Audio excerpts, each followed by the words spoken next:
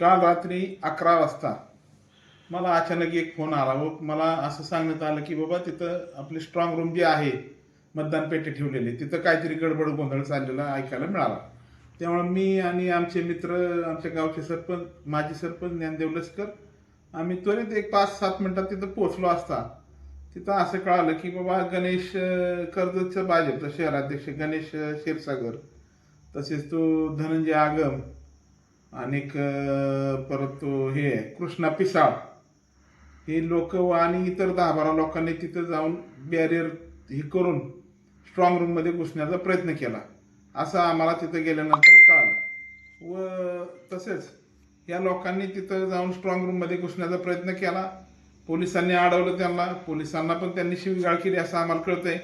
तसेच त्यांनी तिथं आपले माननीय आमदार रोहितदादा पवार यांचे 5 प्रतिनिधींची नेमणूक त्या ठिकाणी केलेली होती.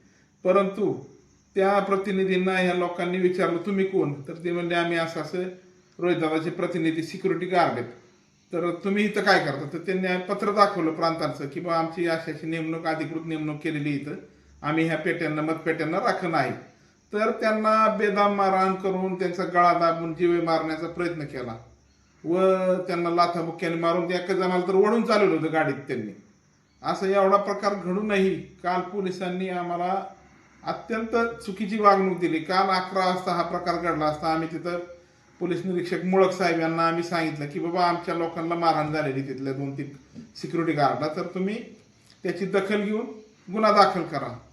तर 11-11:30 वाजता आम्ही पोलीस स्टेशनला गेलो असता 2:30-3 वाजेपर्यंत गुन्हा दाखल केला नाही. त्यांनी प्रत्येक वेळेस असं थांबवायचं, थांबा मग हे करून 4 ते 5 वेळा आम्ही ते जे सांगितलं गुन्हा त्यांनी त्या ज्यांना मारहाण झाली त्या लोकांनी, तो त्यांनी ते कॅन्सल करून परत ते पोलीस, म्हणजे तिथं जे गुन्हा दाखल करणारे PSI मुळीक आणि PSI मुलानी हे सांगायचे आम्हाला की तुम्ही नाही हे असं नका सांगू, असं सांगा. एवढा त्यांनी तिथं हस्तक्षेप केला. तसंच तो आपला पोलीस कॉन्स्टेबल वाळुंजकर वारंवार येऊन जो टायपिंग करत होता त्याच्या कानात येऊन काहीतरी सांगायचं, सतत तो अडथळा आणायचा तिथं गुन्हा दाखल करताना. असा जवळ आम्हाला 4-4.5 तास पोलीस स्टेशनला ताटकळत ठेवलं. आम्ही PI ला पण बोललो. PI तर म्हणले मला प्रांत साहेबाचा आदेश आहे की बाबा आम्ही हे करू, त्या सिक्युरिटी गार्डची हीच रद्द करू, नेमणूकच रद्द करू. मग आम्ही म्हणलं बाबा करा तुम्ही नेमणूक रद्द, आम्ही मुंबईला निवडणूक आयोगाच्या कार्यालयापुढेच उपोषणाला बसतो. मग त्यांनी हे केलं. मग म्हणले बाबा त्यांनी एक मुद्दा असा काढला की ह्यांना खाकी कपडे कशाला? सिक्युरिटी गार्डला खाकी कपडे असले म्हणून काय फरक पडतो? कुठल्या कायद्यात असं लिहिलं की ह्यांना खाकी कपडे नको? अक्षरशः रात्री 3 वाजता त्यांनी त्यांचे कपडे बदलायला त्यांना पाठवलं तिकडं आणि सिव्हिल कपडे आणून तिथं थांबवलं. एवढा पोलिसांनी काल आम्हाला त्रास दिला, इतकी आमची म्हणजे ही केली, काय म्हणतो आपण त्याला, मानहानी केली कुठलाही. आणि त्यांना कोणाचा तरी फोन येत होता. प्रशासन एवढा दबावाखाली काम करतंय. भविष्यात आहे ना, जर असं प्रशासन ही जर राहिलं प्रशासनाचं काम, तर कर्जत शहराचा बिहार झाल्यास, बिहार तर आजच झालाय, कर्जतचा बिहारच होणार आहे इथून पुढच्या काळात. इथं एवढी अवघड परिस्थिती. तर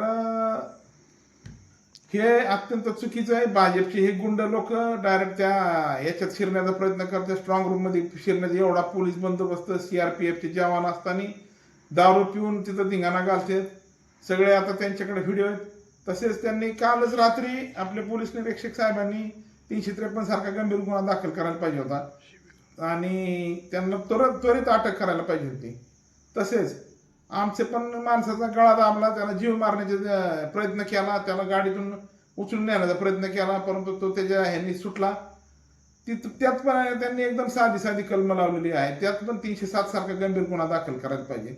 तर आम्ही आता उद्याची मतमोजणी झाल्यानंतर या संदर्भात अत्यंत कडक आंदोलन उभं करणार आहेत. काल तिथं मी होतो, तिथं नगरसेवक भास्कर बैलमे होते, विशाल मेत्री होते, अजून आमचे राष्ट्रवादीचे मीडिया सेलचे दीपक यादव होते, परत आमचे माजी सरपंच ज्ञानदेव लष्कर होते, विशाल शेठ मेत्री होते शहराध्यक्ष, एवढे सगळे लोक, भाऊसाहेब तोरडमल आपले तुमचे संपादक, परत नगरसेवक ते होते. परंतु आम्हाला इतकी खालच्या दर्जाची वागणूक दिली काल पोलिसांनी. अहो किती वेळ लावला, 4-5 वेळा तर त्यांनी FIR कॅन्सल केला तिथं हे केलेलं. थांबा हे असं करा, तसं करा. म्हणजे त्यांनी ज्याला मारलंय, त्याचं काय ऐकून नाही घेतलं. नाही तू असं सांग, ते असं नसतं. अहो काय म्हणजे हे कसं इतकी हुकुमशाही चालू झाली कर्जत शहरात, आम्हाला म्हणजे काल रात्री इतका मनस्ताप झालेला आहे. तरी याच्यावरती आता तुम्हीच आवाज उठवला पाहिजे, एवढं बोलतो आणि थांबतो. तसेच काल यांनी तिथं एवढा धुडगूस घातला, त्यामुळे तिथं तर काय म्हणजे पोलीस बंदोबस्त होता भरपूर, 100-200 पोलीस आहेत, सीआरपीएफचे, सेंट्रल रिझर्व्ह फोर्सचे. त्या पोलिसांनी त्यांना चांगला प्रसाद दिला असं पण आम्हाला काल कळालं, पोलिसांकडूनच कळालं खाजगीत, किंवा त्यांना पण आम्ही चांगला प्रसाद दिला, परंतु ते पळून गेले.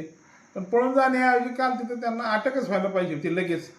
असं हे चुकीचं चाललेलं आहे कर्जत पोलिसांचं काम. बस का.